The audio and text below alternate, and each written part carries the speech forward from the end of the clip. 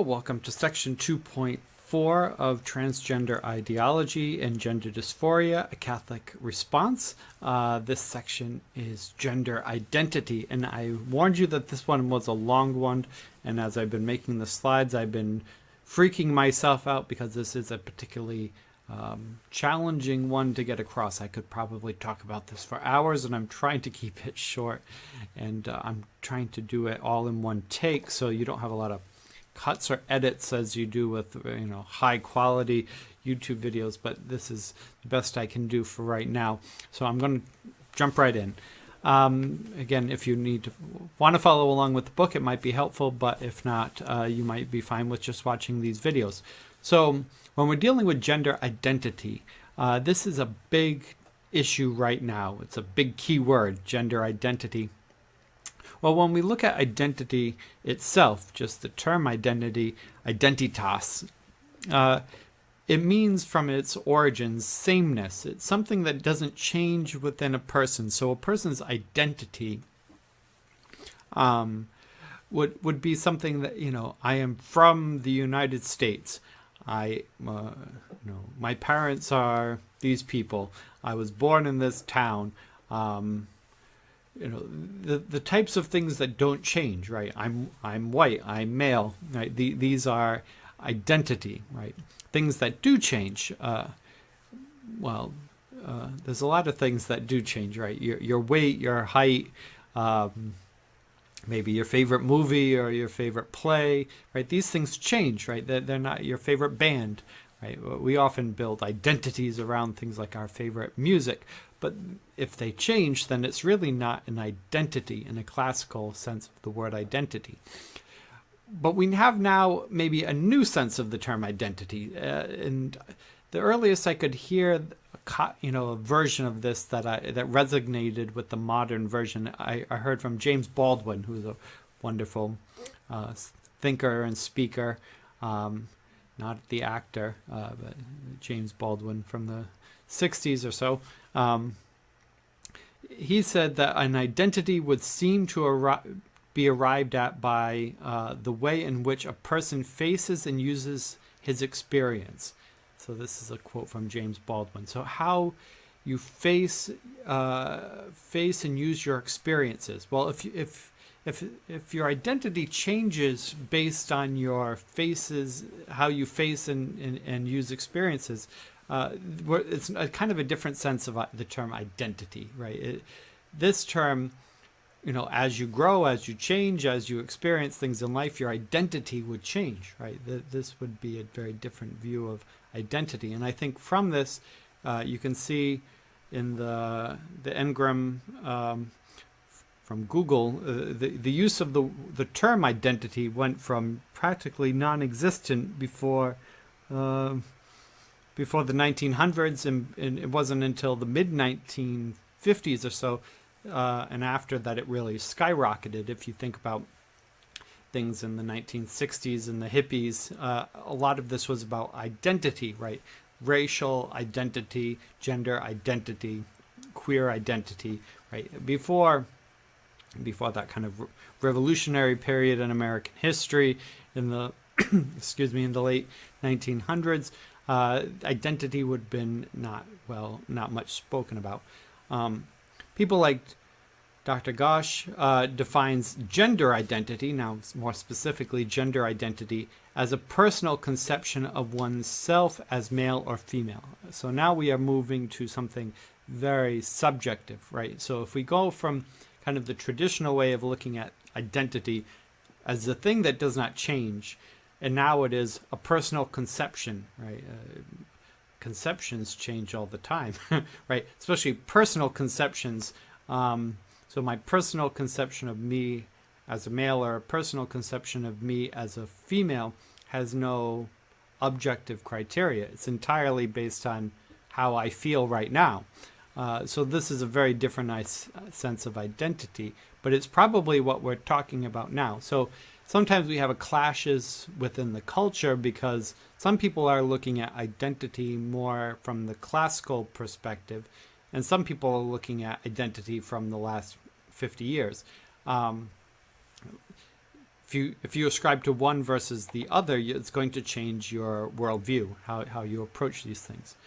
Okay, so now when we're looking at gender identity, we can really look at it from three different perspectives. Now, I saw this from transgender activist Natalie Wynn, who has a program, Transgenders, ContraPoints. Her episode was Transgenders.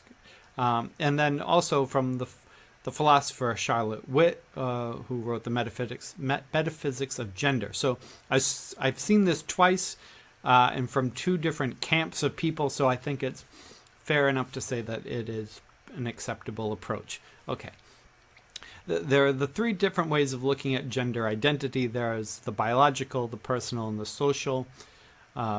We've had a lot of criticisms, even from within the church, that people like Father Dan Horan, who's a bit on the progressive side, from the Duns Scotus Chair of Spirituality at Catholic Theological Union Chicago, a Franciscan, he tends to think that Catholics, particularly theologians and those in the hierarchy, don't seem to know anything about gender theory, and we often paint it as the boogeyman, and we would do well to listen to gender theorists like Judith Butler and other gender theorists and learn from them rather than trying to judge it or to make a demon out of it.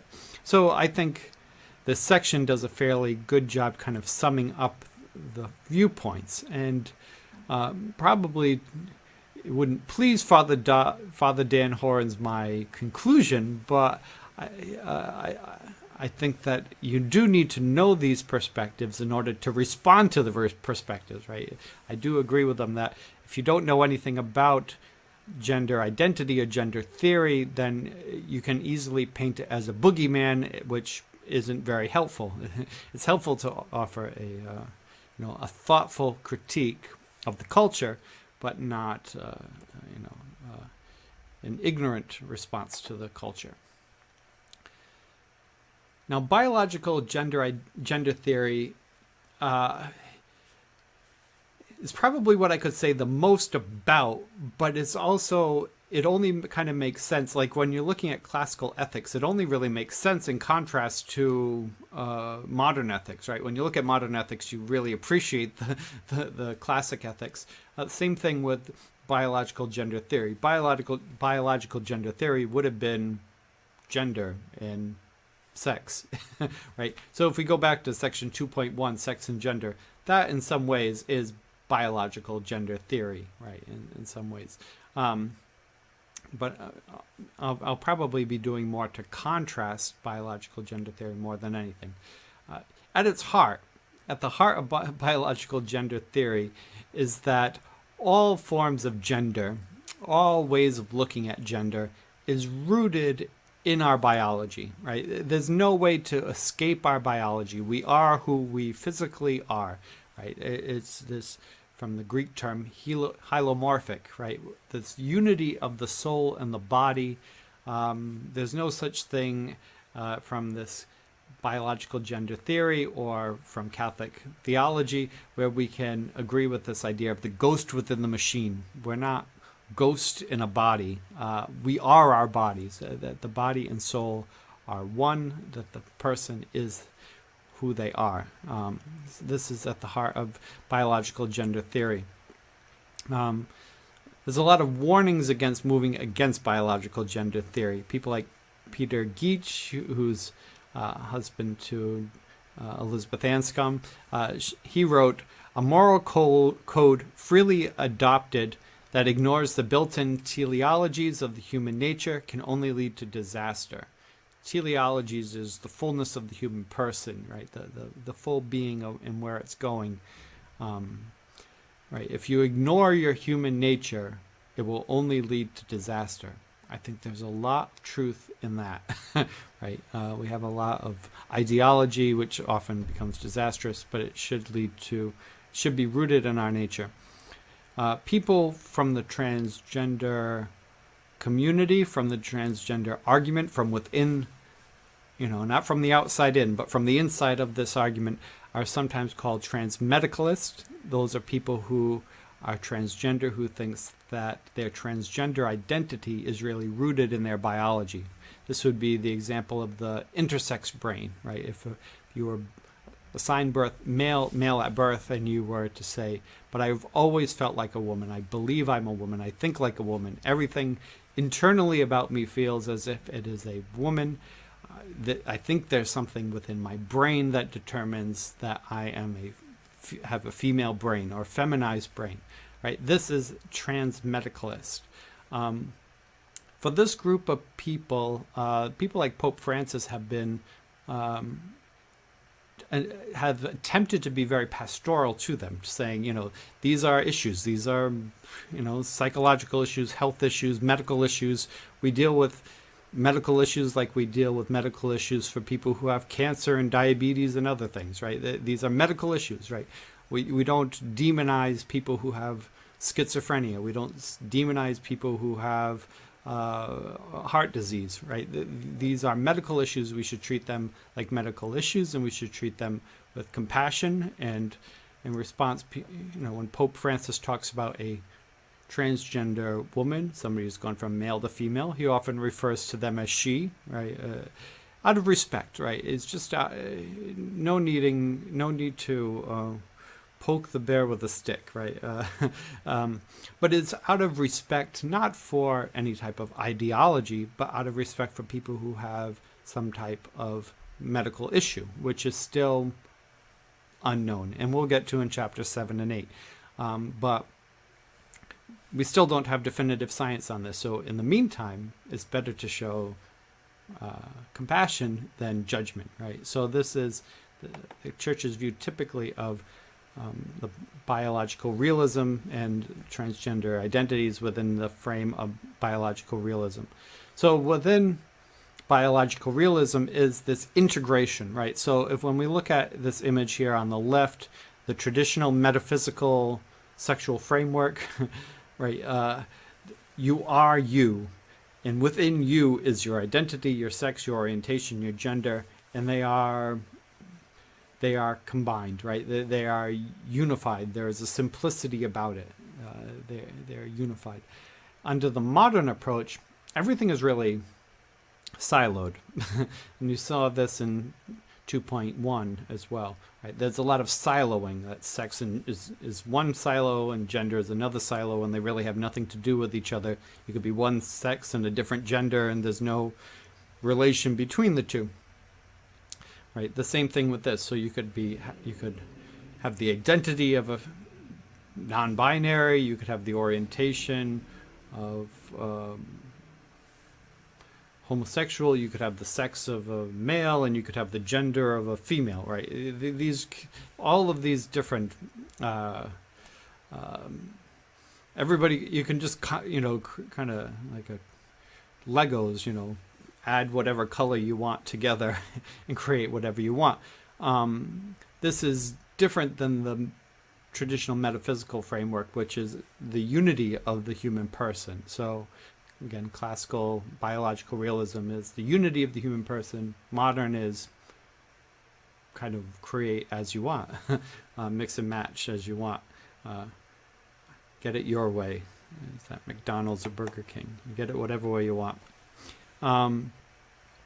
But then this kind of classical biological realism is this understanding of the totality of the human person and also teleology. So this is an interesting perspective, the totality of the person, right? The wholeness of the person, right? That the person is integrated within themselves, and there's a unity of the human person. The classical metaphysical perspective coming from Aristotle and Thomas Aquinas would say that you really can't differentiate pieces of the human person, right? Posey Parker, when she was talking about, she's a feminist, she was gender critical, feminist, critical of transgender people as a feminist, heterosexual woman. She was talking about the bicyclist, the cyclist, Rachel McKinnon, who was a male to female, who keeps winning all these bicycle races, easily over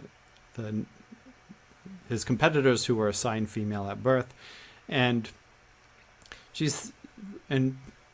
Posey Parker points out, she says, you can't just say, well, why does she have an advantage by being born male? Oh, it's the lungs, it's the muscle fibers, right? It's the amygdala, it's the bigger heart, it's the larger hands, it's the denser, right? You can keep adding all these characteristics to say why she is a man or has a physical body of a man. But Posey, she just kind of like shouts out, she's like, no, that's not it. It's because he is a man, right? It doesn't matter the part. He is a man, right? It's not because of the size of the heart or the amygdala, right? It's because he is that, right? Without knowing it, Posey Parker really harped right on to Aristotle, right? It's the totality of the person, right? It's the unity of the human person. It's the modernist perspective, like Saul Kripke. He would be more likely to point out, like, it's kind of philosophical debate, like, well, what makes a house? Like, if you don't have windows, is it still a house? If you don't have a door, is it still a house? What if you don't have one wall? Is it still a house? How about if you don't have walls at all? Is it still a house? What if you're missing a roof? Is it a house? What could you, being reductivist, what could you take away and it still be a house? Like, what is the essential quality of it being a house? What can you remove and it still be a house? That's kind of a modern approach versus this kind of Aristotelian, Thomas Aquinas, classical approach, which is like, it's a house because it is a house, right? It's a house because, it's a home, right? It's a house because people live in it and they call it their home and it's their house and it protects them against the elements. It's not about a door or a window or a wall. It's a house because it's a house, right? This is the totality of the being, right? And the causality. Another one view is the teleology. What is its purpose? How does it all work together for something, right? In the modern world, we focus a lot on just the material cause. What is it physically? Right? If you hold up my glasses, for example, I could say, what is it? Well, it's 99% plastic. It's plastic. Well, but it's also more than plastic, right? These glasses are more than plastic. They were made by somebody, right, in a factory. It has an efficient cause. Somebody made it. It has a formal cause. It has a particular shape and style and design to it. And it has a certain teleology, a purpose, right? So I can see, right? I don't wear them during the video because the light reflects, but it helps me to see. It's not just plastic. It's my seeing, right? So it has a teleology about it, right? The same thing with the human body, right? It's not just cells from a classical biological realist perspective. It's not just cells. It's not just flesh. It's a relationship. It's in communion. It's part of something bigger than itself, right? St. Thomas, he points out, the teleology of the parts. He says the parts work towards the greater good of the whole. One's body parts work towards the benefit of the person, and the person works for the splendor of the church, and the church works for the greater glory of God. Right? So everything kind of ties together into a bigger narrative. This is teleology, right? So again, biological realism, when we look at the human person, it's not just flesh. It's for a grander purpose within the teleology, right? We were made for love. We were made for relationships, right? We were made for something. We were made to read poetry and to do art and to talk politics and to drink wine and to dance and to, right? We were called to something other than just to maintain material existence, right? This is teleology, right? So some people can disagree with it, but this reduces us to materialism. If we don't see the teleology in it, then we're just flesh, right? What's the point? Again, the church kind of goes on a little bit more with this, and looks at the human person. So there's a kind of a divine teleology, right? The final goal is for the good of heaven, but for the achievement of beatitude. But there is also just kind of a natural teleology, a natural totality of the human person within each one of us. And part of that is, what is our bodies for? Well, part of it is for the reproduction of the species, right? If this didn't take place, there wouldn't be another generation, right? Nobody would be here 100 years from now if this wasn't part of our MO, right? If this wasn't built into our biology, we wouldn't be here any longer as a species. The plenary assembly on culture and art and wrote about women, and thankfully many women were involved in the writing of this dialogue. It wasn't just male clergy, it was women included. But they wrote, the physicality of the woman, which makes the world alive, long-living, and able to extend itself, finds in the womb its greatest expression. Now, again, this is written for women, so but it's pointing out that the womb is the greatest expression of womanhood. Now, as you can imagine, this makes people very mad. Some people, like Mary Hunt, a Catholic feminist theologian, she says, well, what about women's brains, right? This is a problem. But,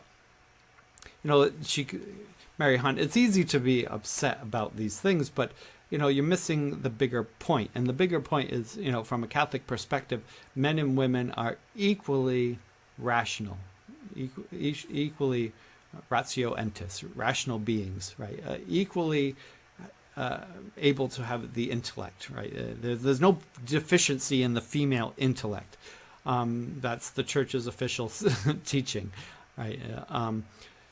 There's nothing missing, as this is a quote coming from Edith Stein, Teresa Benedict of the Cross, Saint Teresa Benedict of the Cross. The essence of the human being, of which no trait should be missing, is present in both, manifesting itself in two ways, male and female. Right. So all of the great things about men are also in women, and vice versa. But the thing that makes us different is the womb. The womb is different. For men, it could be the gonads as well, right? But there's a teleology. It's not just, we're not just bodies for the sake of being bodies. There's something beautiful and good within its procreative nature within the body. So this is an essential part of theology of the body and Catholic teaching, which often upsets people, but there's a certain reality built in which you can't escape, right? In some ways it's unescapable. Now, I really apologize for the rest of these slides. I have another number of slides, and they have a lot of text on them, and there is a lot of quotes.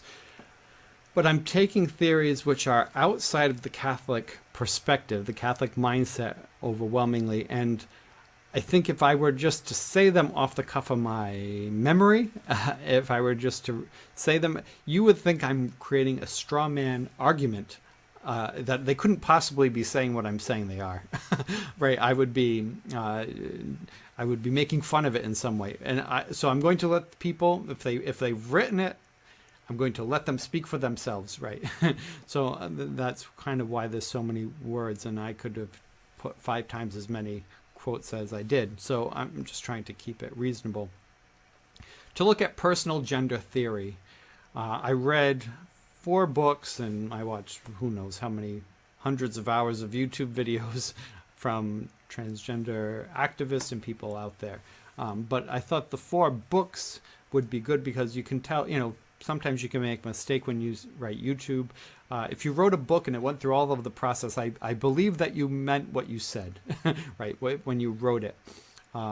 So these books all came from Provincetown in Massachusetts, from a LGBT bookstore, from the transgender section, and I took all they had, one of everything that they had. So I think this is pretty representative of the mindset and the speaking points of this issue today. I don't think I picked strange texts that are outside of the realm of what's being discussed. So Some of them are Gender Outlaw, which is the oldest one, Kate Bornstein, but I guess she's a bit of a classic.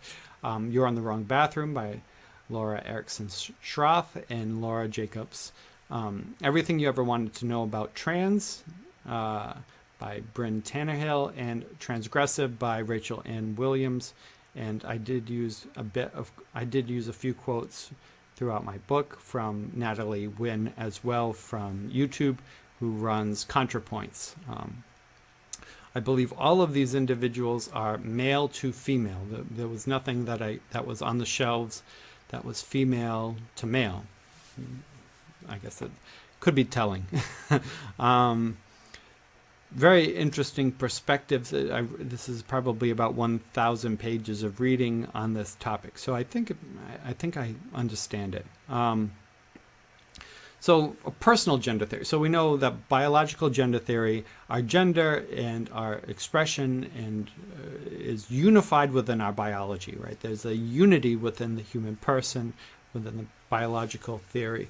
Now, the personal gender theory is this idea that if I believe it, if I personally feel it or believe it, then it is reality, right? It's not checked by biology. It's in and of itself, that's the answer, right? If I feel it, that's what it is. As an exaggeration, right? If I feel like I am a unicorn, I am a unicorn, right? That would be an extreme example, right? If I feel as if I am a black man, then I am a black man. If I feel as if I am a Korean man, I am a Korean man, right? Whatever I feel, that is what is, right? There's really no checks and balances on this. There's no gatekeeping on this because it's just my personal feelings, right? It's just my personal belief. Now, this can become challenging now because, right, if anybody could believe whatever they want to believe, right, that's probably fair enough. But when somebody else's imagination, when somebody else's fantasy is now forcefully has to become my reality, that's when we have a bit of an issue, right? Your fantasy, if you want to be a unicorn, you can be a unicorn. But if I have to view you as a unicorn, now it's a problem, right? Because when I see you, I see a human being. I don't see, right? If a person says I'm a sexless demon and they tattoo their face and put on horns and stuff and they put on wings when they go out, well, that's what they want to do. They can, but when I see them, I still see a human being who's done very strange things to themselves, right? I don't see a snake. I don't see a demon, right? I see a person. This becomes challenging, right? And we have greater sensitivity when it comes to the transgender issue, but really there's no gatekeeping, so it could be anything. It doesn't have to be the transgender issue alone. That's a bit of the challenge right off the bat with personal gender theory.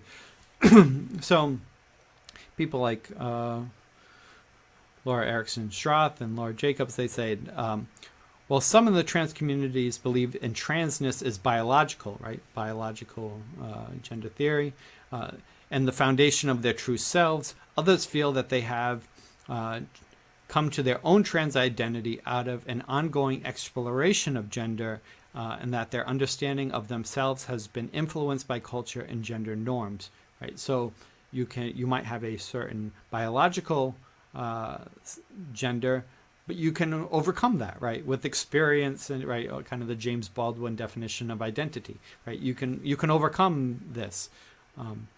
People like Julia Serrano also write, identifying as someone, whether it be as a woman or a Democrat or a Christian or a feminist or a cat person or a metalhead, seems to be a conscious, deliberate choice on our part, one that we make in order to better describe how we think we fit into the world.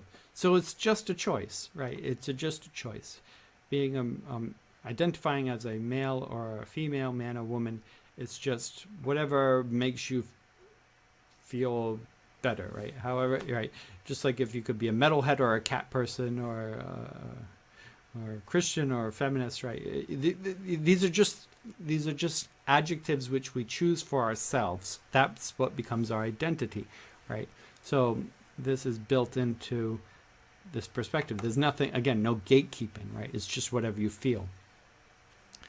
This ties into nominalism. Now, if you're reading my book, I don't maybe define this clearly enough, so this might be helpful. But nominalist arguments, right? A nominalist theory is one where you're claiming really there's no categories that are ascriptive. There's no categories which tell us anything necessary about somebody. So if you were to say, well, I was a white male who grew up in New England, from a nominalist perspective, that tells you nothing about me.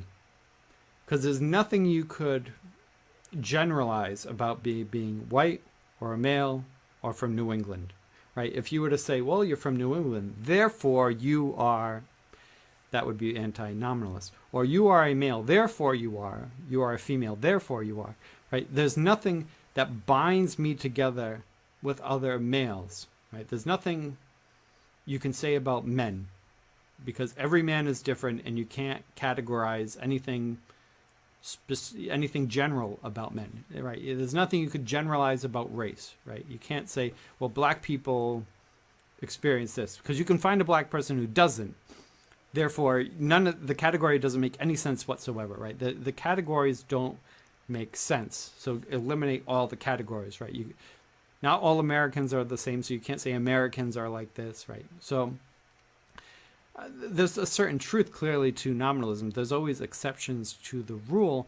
But to say, there's nothing that we could say about race that is very telling. I'll say that to liberals. I tend to think that people think that that race is somewhat determinative of how you will be perceived and how you will be understood, and it may perhaps more of a common worldview, right? That there are elements to that, right? There is something about being a Christian versus raised in a Christian home versus an atheist home versus a Muslim home versus a Jewish home versus a Buddhist home, right? There might be certain things that you would be more in common because of our upbringing, right? I don't tend to agree with nominalism, but there's nominalist gender theorists who would say that, there's nothing universal about being one sex or another, or one gender or another. So people like Natalie Wynn are nominalists. So she makes the statement, I am a woman because I call myself a woman. No other explanation is needed, right? So you don't need to have certain chromosomes. You don't have to have certain hormones. You don't have to have certain reproductive capacities. You don't have to have a certain way in which you view the world. You don't have to wear a particular type of clothes or behave in a certain way. There's nothing universal. There's nothing you could say, well, women are like this, right? There's nothing you could say universal. Therefore, the only thing that binds women together is that all women call themselves women, right? If you call yourself a woman, then you're a woman. Like, that's the only thing that binds you together from a nominalist perspective, right? This is a healthy, thriving philosophy in America today, probably in the West. So it's useful to know. So when the Center for Disease Control comes out saying, started in 2019, they started using the term pregnant people versus mothers, right? Instead of women, pregnant people. Because being able to be pregnant does not make you a woman, right? What makes you a woman is saying you are a woman. That's it, right? So this is a personal gender theory, right? Even though my biology is pregnant and I'm about to give birth, that doesn't make me a woman, right? It's very anti-Aristotelian. It's just me saying I'm a woman that makes me a woman, or if I say I'm a man, I'm a man, right? So Center for Disease Control has gone along with this. Jump down to the last one. Amnesty International 2014. A transgender woman is a woman who is assigned male at birth, but who has female gender identity, right? So from this line, we get a lot of trans women are women, right? What makes them women? the way they identify. That's it. It's not saying that they are, right? It's not saying they have an intersex brain. It's not saying, there's something going on internally that they really are women. They just, there's a ambiguity with the biology, but they really are women. It's not even going down that road. It's just saying if you identify that way, that's what you are, right? May Rude, who's a Twitterer, I believe male to female or non-binary person, I think she goes, or they claims there's nothing intrinsically male about XY chromosomes, testosterone, body hair, muscle mass, or penises. Sex-like gender is indeed socially constructed and can be changed. So sex is not real, gender is not real, it's socially constructed and it can be changed. And it can be changed just based on your personal identity. If you say, if I said I am a woman, then I have a female penis and a female, and these are my breasts, and this is I am a female, right? So whatever I physically have would then just be female. So then it would say, everything about me is female. Even my XY chromosomes are female chromosomes because I identify as a female, right? So this is personal gender theory. Can go on and on, but people like Kate Bernstein again, who was male to female, kind of an early transgender person.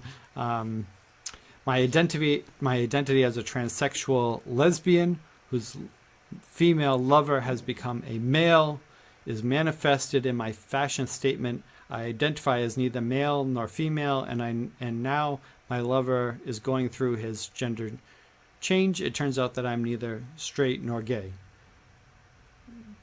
Figure it out, right? Very personal gender theory, right? Whatever I identify myself as, that's what I am, right? That's it. Rachel Ann Williams, she says, my body is an act of terrorism. I confuse those who cannot see the body for what it is, a field of potential, right? There is nothing absolute about my body from a biological perspective, right? This is entirely raw datum, right? It's like my glasses, right? It's just plastic, and I can do whatever I want with it, right? And it has no teleology, right? It's whatever I want to use it for. Right. And lastly, there's this move towards the neo-pronouns, right? So we had, transgender from a transmedicalist perspective, right? The biological perspective. If you were assigned male, but you feel as if you might have an intersex brain, that you are a female, then you would want to go by the pronouns she, right? Because you're saying you're really a woman, right? Or if you're born male and you identify as a female, right? You want to be recognized by those pronouns.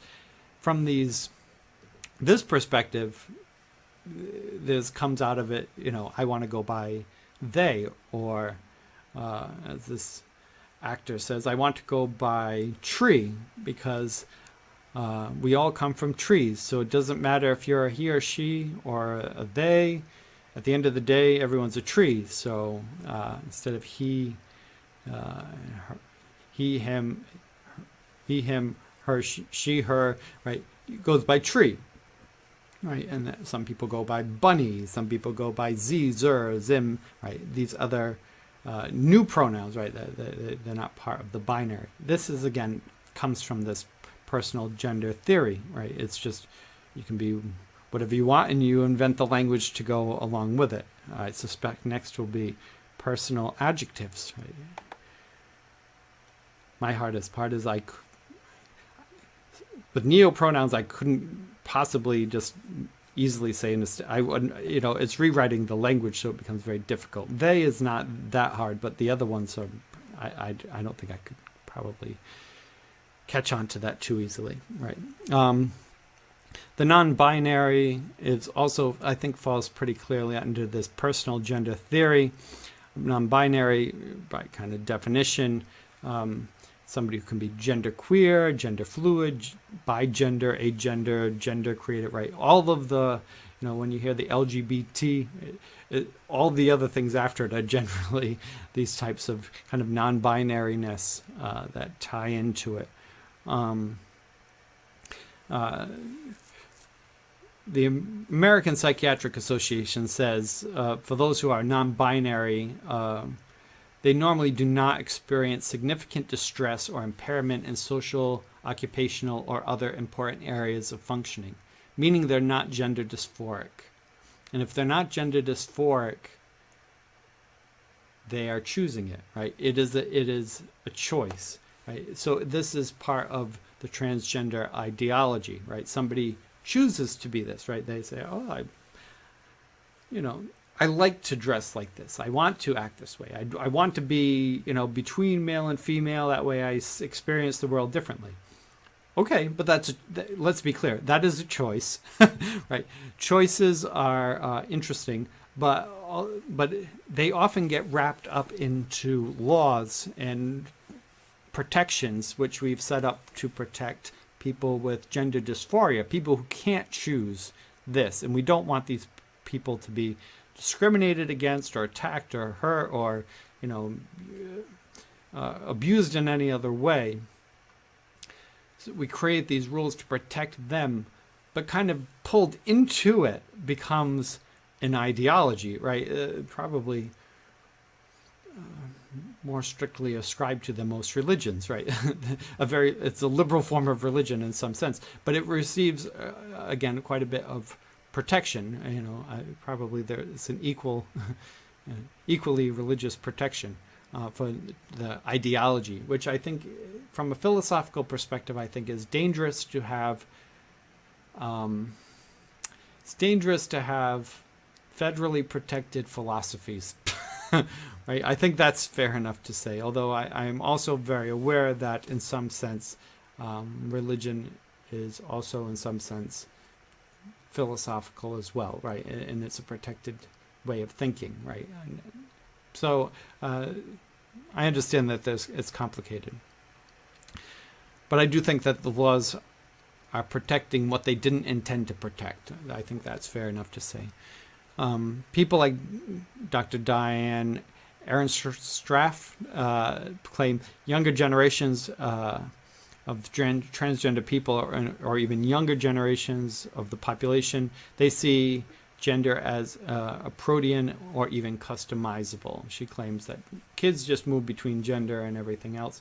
I don't think this is really accurate. Maybe young kids play in opposite sex clothing, but if you call a little boy a girl, they're usually very defensive, right? If you call a little girl a boy, I'm not a boy, right? Kids are very well aware of sex and gender at an early age, so I'm not entirely sure that's accurate, right? I think perhaps they're more aware of gender than they are of race or other things, I think. And in 2016 report, the National Center for Transgender Equality found that more than 1/3 of nearly 28,000 transgender youth responded claiming that they were some form of non-binary gender. So of people who identify as transgender, 1/3 are non-binary. There was a study in Minnesota where it was like 43%. So a lot of the youth that are claiming they're transgender, well, it's a choice, right? You can't put it any more simply. It's a choice, and it's something they'll probably grow out of, and it's something they are personally choosing, and there's nothing medical or intrinsic, or there's nothing other than them experimenting with gender, which, if you're young and you want to experiment with gender, I guess there's worse things than that, right? But we probably shouldn't be taking it seriously, right? I guess, right? Because kids playing with gender is different than kids having a gender identity, right? A medical condition, right? This is different than a medical condition. You don't play with a medical condition. Here, youth are experimenting with gender. Well, that's fine, but let's not take this seriously, right? Let's not make this permanent, right? I think that. I know that upsets some people, but we're talking about if a 40-year-old says I want to be non-binary, that's one thing. When a 12-year-old says they're non-binary, okay, we need to understand, like, are we talking about a biological issue, or are we dealing with a ideology? Because if it's not a personal ideology, it changes, right? It's just the nature of personal ideology is that it changes, right? If it didn't, then I would see a lot of my peers running around wearing all black and identifying as goths, and they're not, right? Eventually they got out of the mall and they went on and they got married and they had kids, and then they're no longer goths. It's just part of nature. Still part of this non-binary, and this is the longest section, is the personal gender theory. Is trans asterisks. In the 1980s, message boards, people started using trans asterisks to mean that they're kind of trans expansive, right? They're not just male to female, female to male. They're kind of gender bending in some way, right? It's kind of the maximal approach, right? The bigger definition of trans, umbrella, right? If you don't know what that is, go back to the last video, 2.2 to 2.3. But now this idea from the Trans Student Educational Resources, which is a very radical group, I think it's fair enough to say, they say that claiming the asterisk itself is fundamentally oppressive and denies accountability, and it ignores culture of binaryism and transmisogyny that affects the community. So if you say, well, trans asterisks, I'm trans-ish, that's oppressive, right? And you're not accountable, right? Because you're hurting trans expansive people by reducing, real trans, meaning male to female, female to male, and then everybody else who's doing whatever else they're doing. By making that distinction, by saying that they're not all the same, you're harming people and you're part of the problem. Now, people from the transgender community who feel as if they have a medical condition are very against this idea, right? Why am I forced under the umbrella with these people who are just trending, right? Trans trenders. They're just trending, right? They're going along with the trend. I'm going to have to deal with this my whole life, and these people are playing a game, right? There's some resentment under this umbrella. Not everybody wants that. So sometimes from the outside world, the non-transgender world, especially in the church sphere, we might lump all this together, but it is not a unified thing whatsoever. And only 11% of people, among non-binary people, male assigned at birth, only 1% have vaginoplasty, 1%, and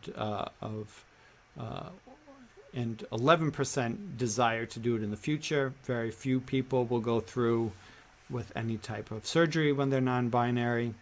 And the most common surgeries that will take place is female to male. Well, not even because they're non-binary. Female to they or them or neo-pronouns. Well, they'll have their breasts removed. Now, this becomes an issue we talk about later on, where it's like, are they just really forsaking their female body, or are they actually attaching to something? It might just be a rejection, right? And we live in a society that overly sexualizes young girls, and the embarrassment of periods and breasts and all this other puberty stuff. To escape puberty altogether, it might be tempting just to forsake it all with this non-binariness, which might make some sense. But we need to, if that is the case, and we should be doing more studies into that, we should be determining if this is a lifelong thing or if this is just other issues manifesting itself as non-binary, in which case we should not be removing the breast of 13-year-olds, which I think should be clear, but is not being done, because children as young as 12 are having their breasts removed in LA by Dr. Olson Kennedy. She thinks it's a good thing. And if you want breasts later on in life, you just get a breast job, right? You just get a boob job. You can get it back. Okay. Also, when we look at things like non-binary, you would think, well, the goal would be, coming out and identifying as non-binary. You've broken out of these stereotypes. You've broken out of the binary system that is oppressing you and controlling you. Very Michel Foucault, right? We're being oppressed by the system, and we need to liberate ourselves from it. So you would think, okay, non-binary people, right? In some sense, they're choosing this. It's not a biological thing. They're choosing it. And they're choosing it to be liberated, right? They're choosing it to be freer because the current system was creating problems for them, right? But when you look at the data, like Human Rights Campaign, 90 to 91% of non-binary, non-conforming youth are diagnosing themselves with very high rates of stress, much higher than the rest of the LGBT spectrum, never mind non-LGBT spectrum. So very high levels of stress. So this coming out process isn't really solving much, right? If it's leading to higher levels of stress than they did before, and it's leading to 41.8% attempted suicide rates for non-binary. So again, welcome to liberation, right? You're liberated from the oppression of the binary sex model, and you want to kill yourself. So this becomes a very, when you're a parent of a child who's identifying as non-binary or one of these, trans expansive categories, you have to ask, like, isn't the purpose of coming out that you regain your life, right? You reclaim who you are, right? You're now free to be yourself, and it's like you can finally live, right? Isn't that the goal? If the result of this coming out process that you're choosing, right? You're choosing, is that you have 91% stress levels and 41.8% suicide attempt rates, this would be unsuccessful, right? If people became Catholic, and once they became Catholic, their stress level went to 91% and they started committing suicide, we would say Catholicism is not a very good religion, right? If you became a Republican and it led to 91% stress rate and 41% suicide attempt rate by becoming a Republican or a Democrat, we would say that's not a very healthy political party, right? Or if you were become a Yankee fan or a Red Sox fan, it led to 41% attempted suicide rate, we would say, don't choose that, right? That would be a bad choice. Choose something else. Choose knitting, right? Knitting doesn't have a 41% suicide attempt rate. Volunteer bringing food to the homeless, right? That doesn't have a 41% suicide rate. Choose some other identity, because this identity you've chosen is not leading to happiness, right? I know that might sound judgmental, but if I were a parent, I would want to make decisions based on the facts, right? Based on the numbers, not based on, I don't want to hurt anyone's feelings. Well, I would want to send my child in the right direction. And there's so much political motivation that's leading kids this way. They're not just coming up with this on their own. 12-year-olds don't come up with non-binary on their own. They're getting it from places, and a lot of them are good, well-meaning people like teachers and social workers and people online, activist people who don't really. They're well-intentioned, but they'll do things like, we're always looking for these programs and advanced teaching opportunities, but like they came up with this idea: trans youth, ways to be an ally and an advocate.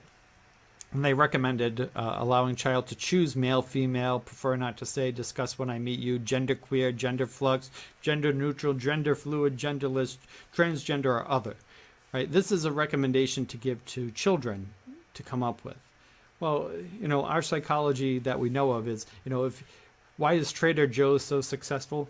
Because they have like 3 options, right? If you want cereal, you got these 3 options, right? Why don't we like things like Stop and Shop as much? Too many options, right? We get overwhelmed by options.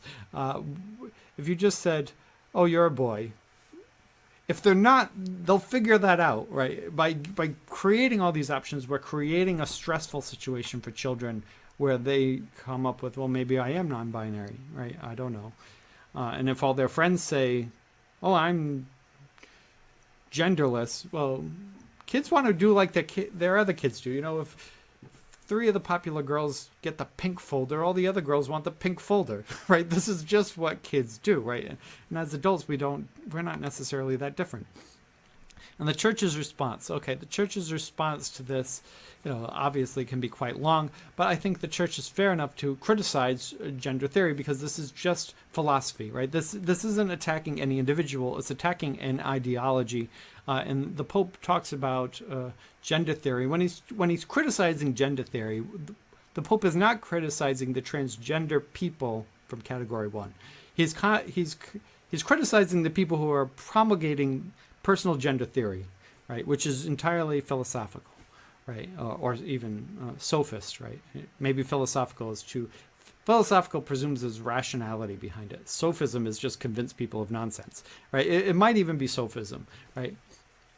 So the Congregation for Catholic Education put out a document 2019, and it says gender theory, especially in its most radical forms, personal gender theory, speaks of a gradual process of denaturalization, right, moving away from nature, and to move away from nature towards an absolute option for decision of the feeling of the human subject, right? So this is exactly what the CCE is talking about.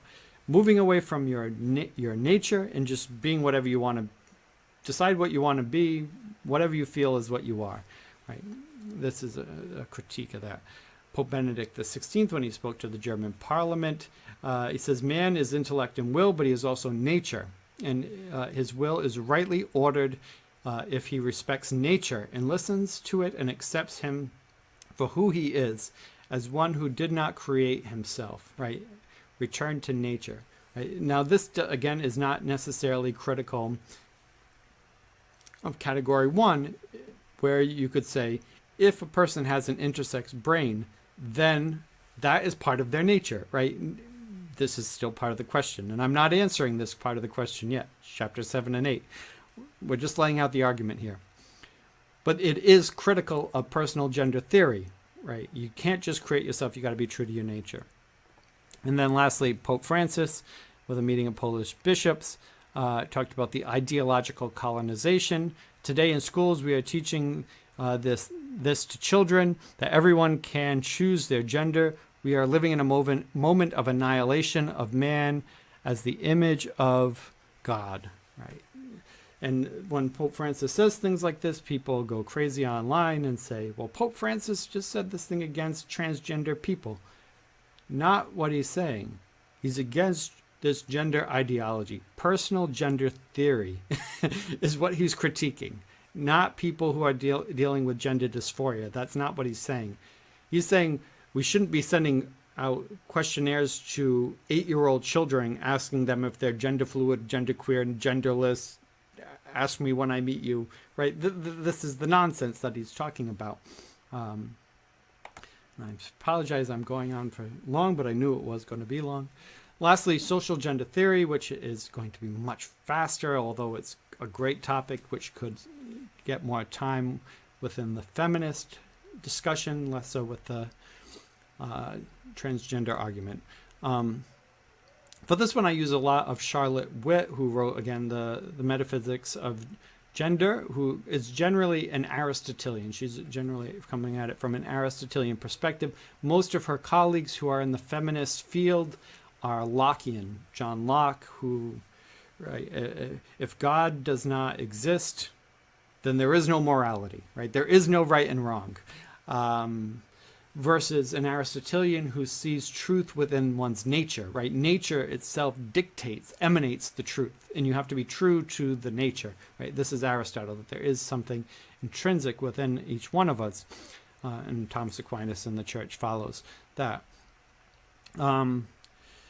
But I think it's very interesting. So you have Charlotte Witt, who, again, she's a radical in her field because she's so conservative as an Aristotelian, although she would be liberal in the church's eyes probably and other things. But she says that we engage the world socially, right? We don't really engage the world chromosomes. We don't really approach the world with our hormones. We don't really approach the world with our genitals, right? We approach the world socially. So she would say in our day-to-day interactions, our day-to-day life, the number one model in which which has an impact on our lives is really our social gender, right? How we're perceived in the world is more telling than if I'm XX or XY, right? Because, I presume I'm XY. I've never done a DNA test to know if I'm XY. I assume I'm XY, right? So how telling is XY really to me? I don't know. I'm assuming it, right? Social gender theory, I know how I look, and everybody else knows how I look. Therefore, that is going to be more telling. So that does make some sense. And then within this is some caveats for transgender people, right? So like in a debate between Blair White, who's a transgender conservative activist, and Ben Shapiro, who's a non-transgender conservative activist, Blair White pointed out, it's not all about the biological, right? So like an adoptive parent is a parent. We would all agree that an adoptive parent is a parent. Now, this is different again, different than personal gender theory. If personal gender theory, under that I could say, well, I have a cat, so I'm a mom, or I'm a dad, right? I'm a dad because I have a cat. Well, having raised a foster child, I know that having a cat is nothing like having a child, right? You might call the cat your child, but that is your personal identity as a mother of a cat. Whereas as a foster father, well, you're the one that gets up at night. You're the one that feeds the child. You change the diapers. You take care of the child. You take care of their social and their emotional needs. I do everything that a biological father would have done. Right? So my actions follow my relationship with the child. My relationship with the child is as a father. Society then recognizes that and says, yes, you are a father, right, to the child, a foster father, but a father, right? You are this. So and sometimes the social matters a lot, right? Another example would be, Blair White looks like a very attractive woman, assigned male at birth, right?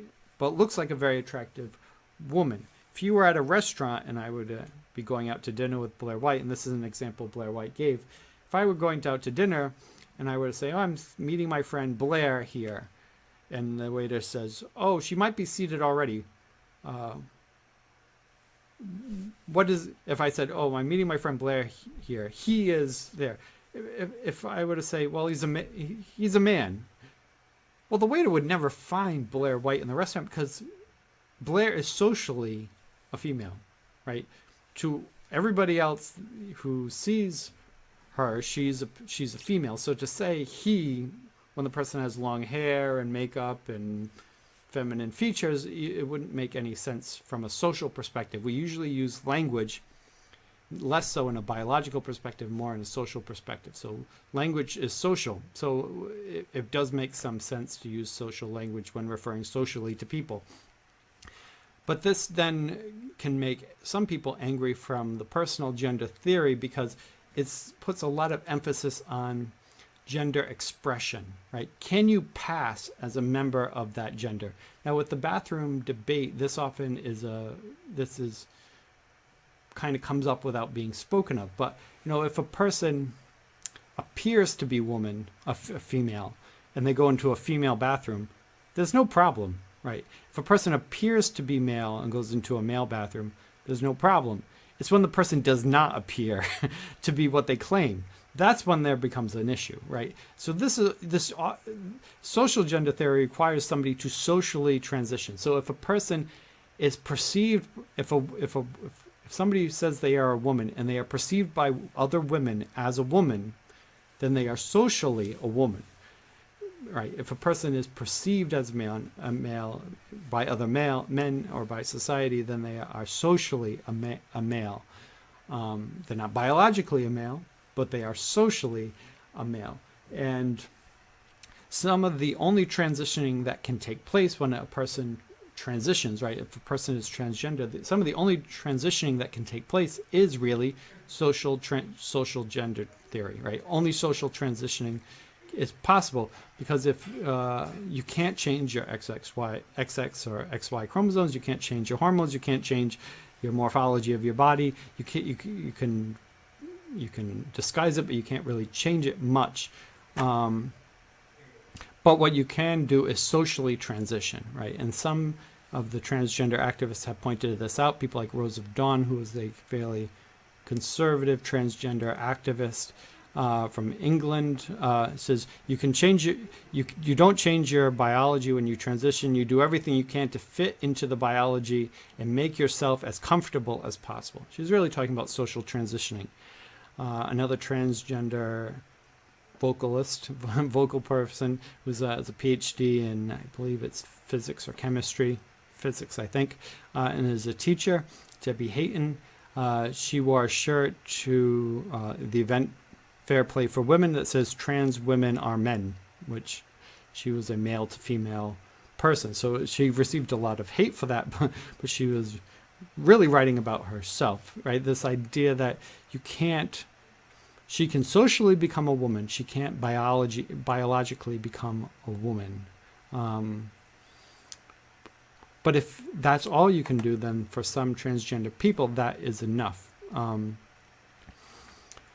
People like Christian Bruggers, who's a great ethicist, Catholic ethicist, he pointed out too, if there was a last resort, there's nothing else you can do, like this is the only way the person ever going to get any type of quality of life is to make this transition. You have to be upfront and honest that really there's no transition that's actually possible, but there could be some type of social transition if a person had to, right? If it's a matter of life and death, socially transitioning might be okay in some situations, right? As long as we're upfront and honest that no actual biological transformation has occurred. And I hope that I'm not using his words too much out of context. I think that's fair enough. But that might seem a bit liberal. He's not liberal, and I don't think my perspective is that liberal either. But I think there is room for pastoral concern for gender dysphoric people to be open and honest that there could be some type of social transition if that's the only option for any type of happiness and under certain circumstances. Again, lastly, the feminist insights into this, which might apply to the transgender issue, is that Charlotte Witt says that this is a mega essential role. Gender is the number one role, right? We could say race is the number one role, but not even, right? Before you even are aware of race, is it a boy or a girl? Like that's the first question that's asked, right? This is an essential element more than anything else. And she tends to be, from an Aristotelian perspective, an ascriptivist and a non-voluntarist, meaning you can't just pick, right? You just can't pick. It doesn't work that way. You are ascribed something and you say, well, I reject my maleness. Well, too late, right? Because the world perceives me as a male. So I could see, right? This would be the same thing with race, right? Like, well, I don't see myself as a white man. Well, but the rest of the world does, right? And if that means I might be treated differently because of that, well, then I'm whether I see myself that way or not, I'm being treated a certain way, right? You would be naive to think that it doesn't affect the way that people treat you and how the world, right, is, right? You can claim that I opt out, but the world doesn't opt out. And that is non-voluntary, right? This idea that, if you are, this is a bit of a critique against older transgender people who transition. It's like a Caitlyn Jenner, right? You've 50 years as a man, and now you're a woman, and you could say, well, it's so tough to be a woman. Well, you didn't know what it was like to be a young girl. So how, if you weren't a girl in your teens, you weren't a girl in your 20s, a girl in your 30s, you didn't go through motherhood, you didn't go through all these other female experiences, you really don't know what it's like to be a woman. Right? Because these form you, right? When you're a young girl is growing up, the way people treat you and the way you act and the way that the world perceives you, this creates who you are. And if you didn't have that experience, you can't, right? It's like me saying, like, if I put on makeup or something to appear like an African American person, if I were to do that, and I lived a day like that, I could say, well, now I know what it's like to be a black person. No, you don't, right? After one day, no, you don't. Because you didn't grow up that way, right? You didn't experience that all your life, right? That because it affects you, right? You can't just walk into the role, right? This is what part of the feminist criticism of the transgender issue, coming from this social perspective. Not saying even that, well, biologically you're not us, socially you're not like us. Socially, you didn't grow up like us, right? Janice Raymond, again, she points out things like, to deny that female history is in part based on female biology is like denying that important aspects of black history is based on skin color, right? And I know she's talking biology, but she's really talking about socially, right? It affects you. Who you are growing up affects who you are, right? And Germaine Greer points out fake femaleness. She says femininity is a fake version of femaleness. Female is real and it's sex. Femininity is unreal and it's gender. It's a role you play, and for that to become the given identity of a woman is a profoundly disabling notion, right? Okay, last slide. So, in the church's response to the social perspective, you go back to memory, right? The memory of the church. Has the church ever experienced this idea of a social gender theory in the past? Well, yes, they have. In the 4th century, men tried to be like angels, bodiless angels, so they castrated themselves. Clergy were committing suicide to get to heaven faster. Women were growing their hair, uncovering their hair to be more like men. Right? There was this element of trying to be angelless, right? Be like angels, sexless angels. And the church in the first canons of the First Council of Nicaea rejects it. If you have engaged in this type of ideology, you're cut off from being clergy, and you can't do it, right? If somebody else has maimed you in war or something else, then that's fine. But if you've chosen to enter into this ideology, you're cut off, because nature, right? Nature is the way that we respond to the world, not according to ideologies, these sexless ideologies, that you can just change your gender, get rid of gender, and somehow it's going to change you. The church's ultimate response to all of these ideologies would be to turn towards the sacramental life of the church and to turn to the virtues. If you want to change. Each one of us needs to change, but change by being more kind, change by being more compassionate, be more loving, be more selfless, right? There's wonderful things that you can change. Changing your gender, who cares, right? In some sense, who cares? How, as Bishop Barron says, ho-hum, right? Ho-hum, who cares? Do something interesting, right? Move beyond the self, move beyond, staring in the mirror. Get out, right? Get out into the world, do something interesting.